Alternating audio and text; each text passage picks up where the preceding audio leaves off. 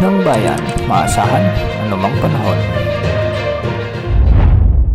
Magandang araw po sa ating lahat, narito ng update sa lagay ng ating panahon ngayong araw ng Sabado, November 16, 2024.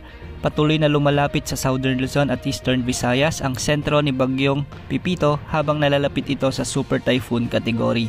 Huli itong namataan ng Pag-asa sa layong 220 km silangan ng northeast of Borongan City, Eastern Samar o 305 km silangan ng Katarman, Northern Samar. Taglay na nito ngayon ang lakas ng hangin na umaabot sa 175 km per hour malapit sa gitna at pagbugsong umaabot sa 215 km per hour.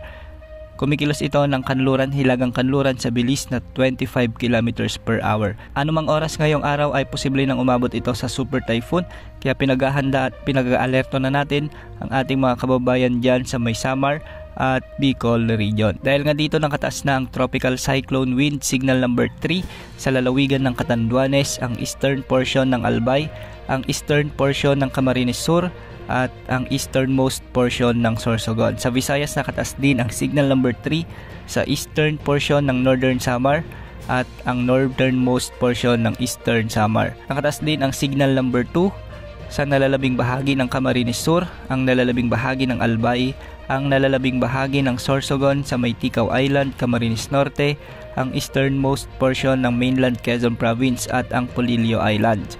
Sa Visayas, signal number 2 din sa northern portion ng Eastern Samar, ang northern portion ng Samar Province at ang nalalabing bahagi ng Northern Samar.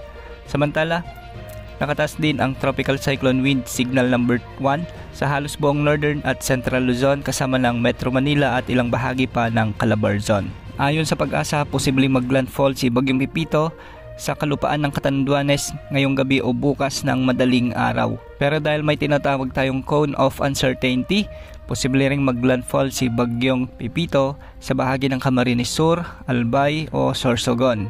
Hindi rin inaalis ang posibilidad na tumama ang sentro nito sa Quezon Province o Aurora para sa kanyang pangalawang paglandfall bukas. Tatawirin ni Bagyong Pipito ang mga kalupaan ng Bicol Region, Quezon Province, ang buong Central Luzon at ang province ng Benguet kasama ng La Union at Pangasinan bago ito mag-emerge sa West Philippine Sea sa araw ng Lunes ng umaga. Kung makikita natin sa ating satellite animation ay napaka-compact ng bagyong si Pipito. Ibig sabihin nito mas maliit, mas malakas, kaya yung mga lugar na dadaanan ni Bagyong Pipito ay dapat nakapaghanda na habang malayo pa ito. Hindi lang hangin ang inaasang dadalhin ni Bagyong Pipito kundi ang malalakas na pag-ulan at posibleng matataas na storm surge.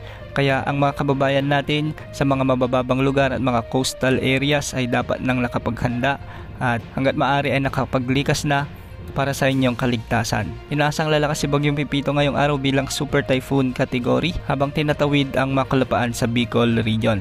At dahil nga sa patuloy na paglapit ng bagyo, makakaranas na ng mga direktang epekto ng Bagyong Pipito ang mga lugar sa Bicol Region, Samar Province, Northern Samar at Eastern Samar.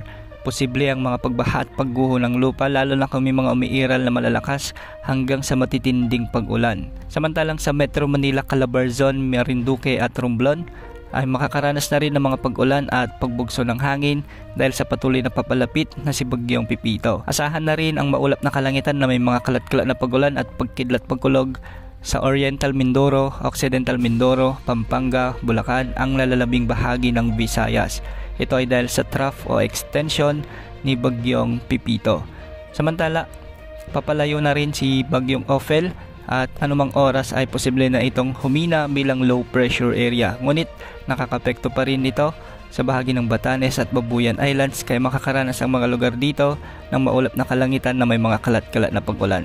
Sa nalalabing bahagi ng bansa, localized thunderstorms pa lang ang nararanasan lalo na sa Central at Northern Luzon. Ngunit sa mga susunod na oras ay makakaranas na ng mga trough o yung extension ni Bagyong Pipito.